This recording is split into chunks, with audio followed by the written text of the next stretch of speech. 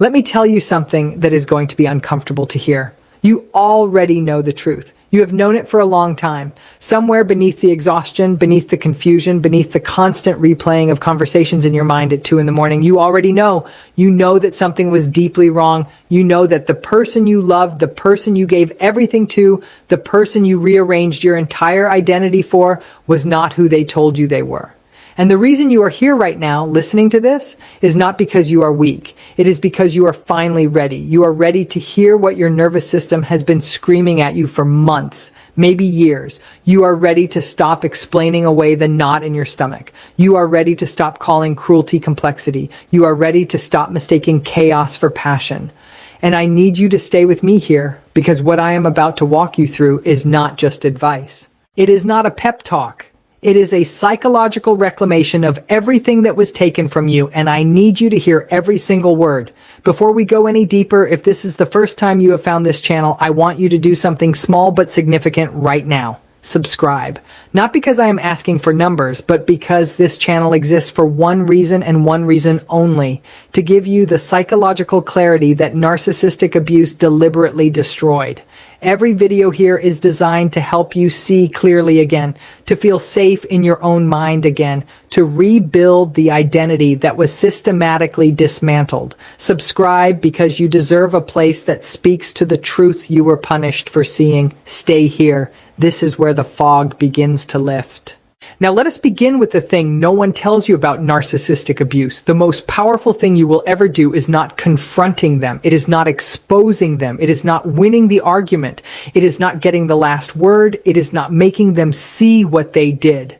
The most powerful thing you will ever do is walk away. And I do not mean storm out. I do not mean leave in a blaze of fury and then answer the phone 3 days later when they call with that voice, that low, calm, almost tender voice they reserve for the moments when they feel you slipping away. I mean, walk away quietly, completely, without explanation, without closure, without the conversation you think you need to have. I mean, vanish from their emotional ecosystem like smoke lifting from a fire that has finally burned out. And I know how that sounds. It sounds impossible. It sounds unfair. It sounds like letting them win. But I need you to understand something with absolute clinical precision. Walking away is not letting them win. Walking away is the one thing they cannot strategize around. It is the one move that dismantles every tool in their arsenal. And I am going to explain to you exactly why, from the level of the nervous system, from the architecture of manipulation, from the psychology of control, so that you do not just believe me. You understand it so deeply that you will never go back. A narcissist does not operate the way you operate. This is the fundamental disorientation of the entire relationship. You entered the relationship as a human being seeking connection. They entered it as a strategist seeking control. These are not the same thing. They were never the same thing. And the pain you feel right now, the gutting, disorienting, identity fracturing pain, is not the pain of losing love. It is the pain of realizing that what you thought was love was architecture. It was a structure built to keep you in a specific position, off balance, hyper attuned to their emotional state, perpetually questioning your own perception, and endlessly trying to return to a version of them that only ever existed as bait. This is what clinicians call the idealization phase, and it is not romance. It is strategic. It is the most psychologically sophisticated phase of the entire abuse cycle because it is the phase that installs the addiction. Let me say that again. The idealization phase is not when they loved you the most. It is when they programmed you, they studied you, they listened with what felt like extraordinary attentiveness, and they reflected back to you the most perfect version of what you longed for. They mirrored your values, your humor, your emotional language, your wounds, especially your wounds, because your wounds told them exactly where the doors were unlocked. And once that mirror was in place, once you believed you had found something rare and extraordinary, they began to withdraw it. Slowly, intermittently, strategically.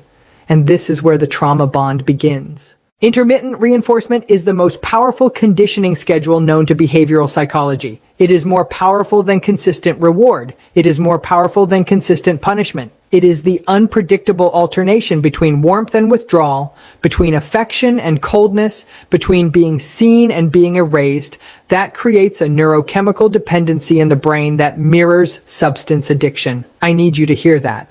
What you are feeling right now is not weakness. It is not a character flaw. It is not proof that you love too much or that you are too sensitive or that you cannot function without them.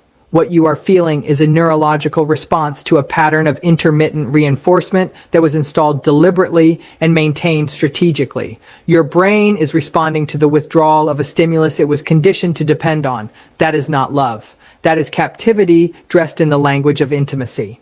And the reason you feel like you cannot leave, the reason you keep reaching for your phone, the reason you keep rehearsing what you would say if they called, is because your nervous system is caught in a loop that was designed to keep you reaching. Now here is where the psychology of walking away becomes extraordinary. A narcissist needs supply. This is not a metaphor. This is a clinical reality. Narcissistic supply is the emotional fuel that regulates their internal emptiness.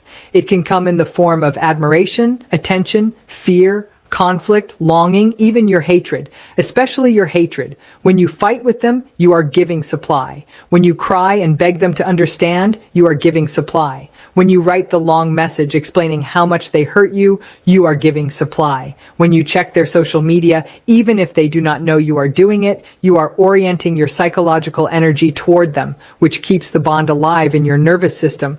Every single one of these actions, no matter how justified, no matter how necessary they feel, keeps you tethered to a system that was designed to feed on your emotional output. Walking away is the severance of supply. And when you sever supply from a narcissist, something extraordinary happens. They destabilize. Not because you hurt them. You cannot hurt them the way they hurt you because they do not attach the way you attach. They destabilize because the structure of control that they built, the entire architecture, requires your participation. Without you in the dynamic, there is no dynamic. Without your reactions, there is nothing to manipulate. Without your pain, there is nothing to feed on. Without your hope, there is no lever to pull. You become, in their psychological framework, a mirror that has gone dark. And there is nothing more disorienting to a narcissist than a mirror that no longer reflects them. But let me be honest with you about something, because I will not pretend this is easy. Walking away from a narcissist is one of the hardest things a human being can do, not because they are worth staying for, but because everything inside you has been rewired to stay. Your sense of identity has been restructured around their approval. Your emotional regulation has been outsourced to their mood.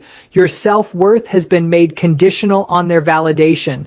This is not something you did to yourself. This is something that was done to you systematically over time through a process that exploited your empathy, your loyalty, your willingness to see the good in people, and your deep human need to be loved.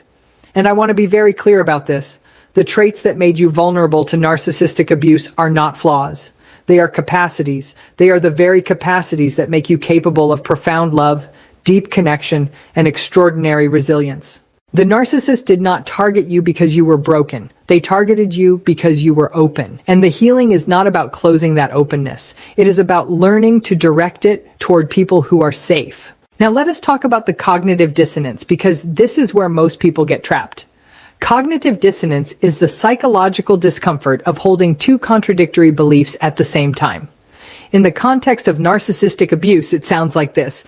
They were cruel, but they also held me when I cried. They lied, but they also said things that no one else has ever said to me. They controlled me, but they also made me feel like I was the center of their world. This is not confusion. This is the intended result of the abuse. The narcissist deliberately creates two versions of themselves, the idealized version and the devaluing version, and they alternate between them so that you never land on a single clear narrative. You cannot leave someone you are not sure is abusive. You cannot grieve someone you are not sure you lost. This is the trap. And the cognitive dissonance keeps you oscillating between I need to leave and maybe it was not that bad, between I deserve better and maybe I am the problem, between this is abuse and but they said they loved me. Let me make something very clear. Both things can be true at the same time. They can say they love you and be abusing you. Those are not mutually exclusive experiences in the narcissistic dynamic. The words "I love you" in the mouth of a narcissist are not an expression of care. They are a tool of retention.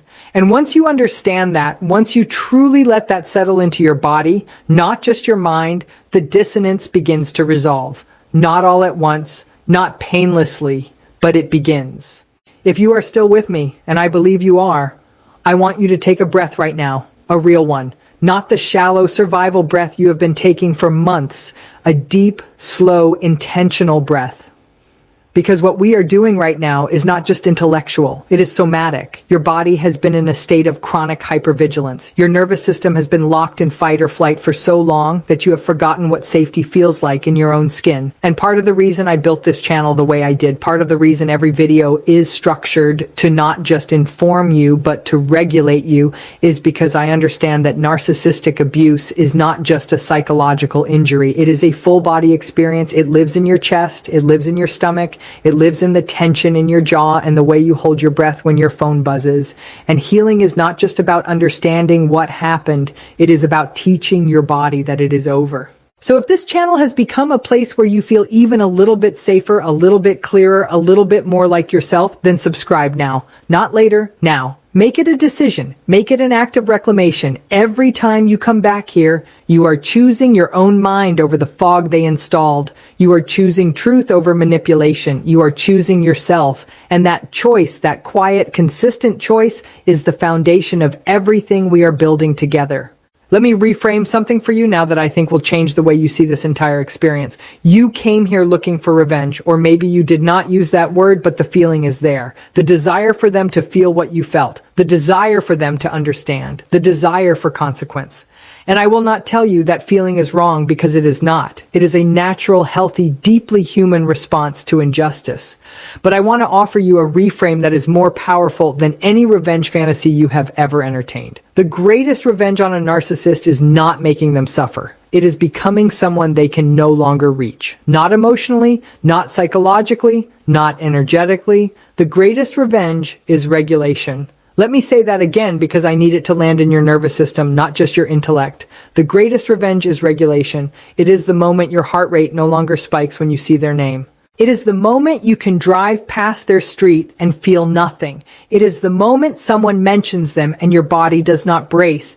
It is the moment you realize you have not thought about them in 3 days, then a week, then a month. It is the moment you look in the mirror and you see yourself again, not the version they reduced you to, not the anxious, hypervigilant, self-doubting version that walked on eggshells and called it love. You, the version that existed before them, the version that will exist long after them. That version never left. It was buried, it was silenced, but it did not leave. And walking away is how you begin to unearth it. I want to talk to you now about something that happens after you walk away, because no one prepares you for this part.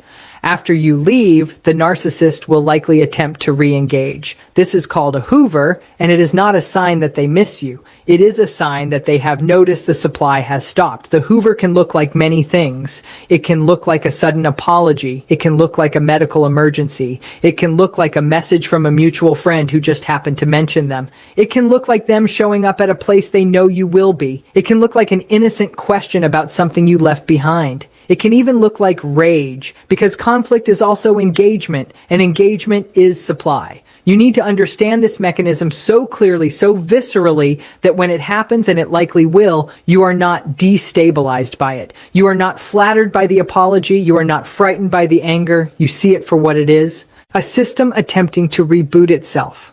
And you do not participate. Not because you are cold, not because you are vindictive, but because you are finally protecting the person you should have been protecting all along, yourself.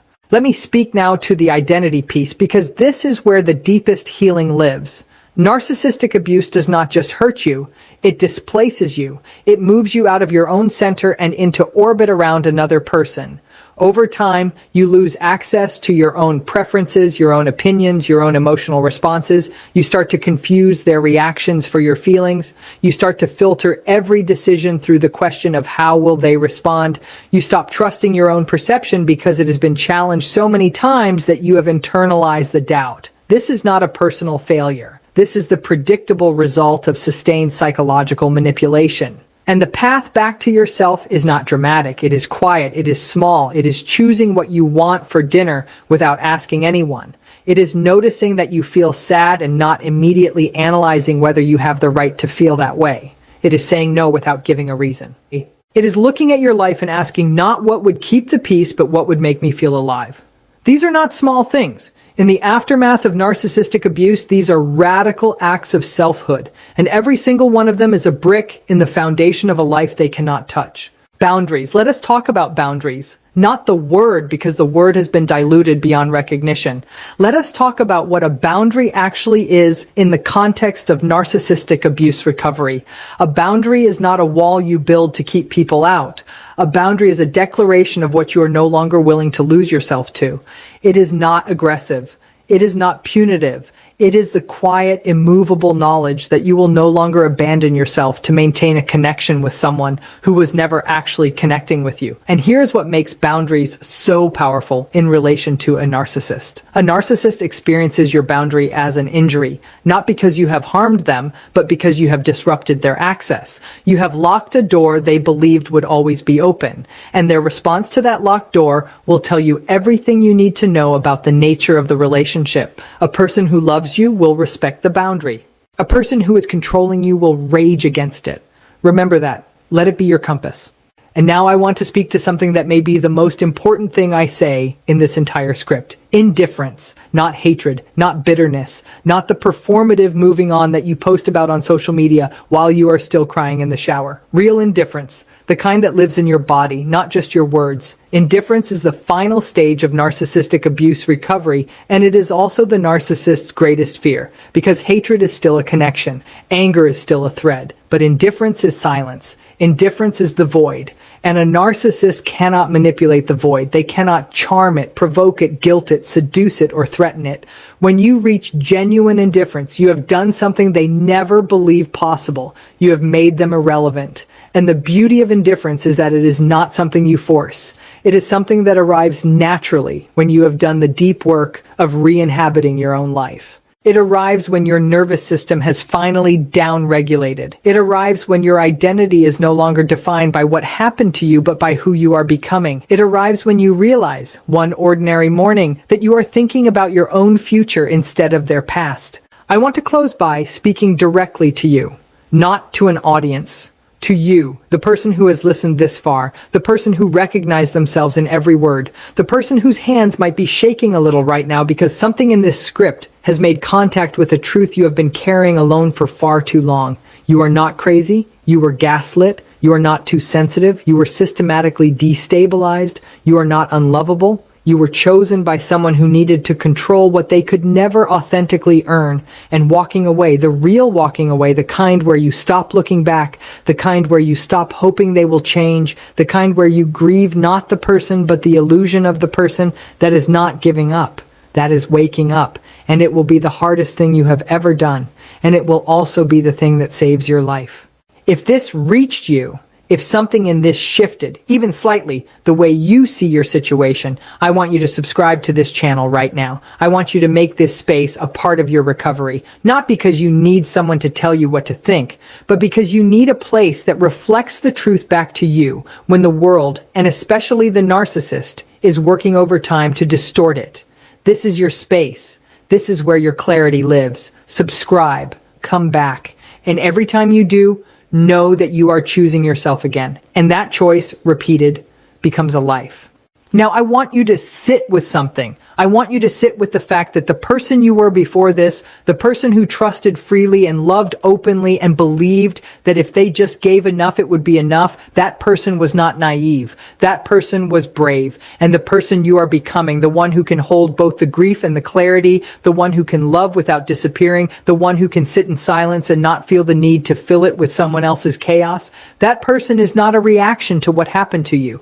That person is the you you that was always underneath, waiting for the noise to stop. And the noise is stopping now. Not all at once, but in layers, in waves, in small, almost imperceptible moments where you suddenly realize you are breathing without thinking about it, where you notice a color you had stopped seeing, where you laugh and it does not feel performed, where your body softens and you do not immediately brace for the next disruption.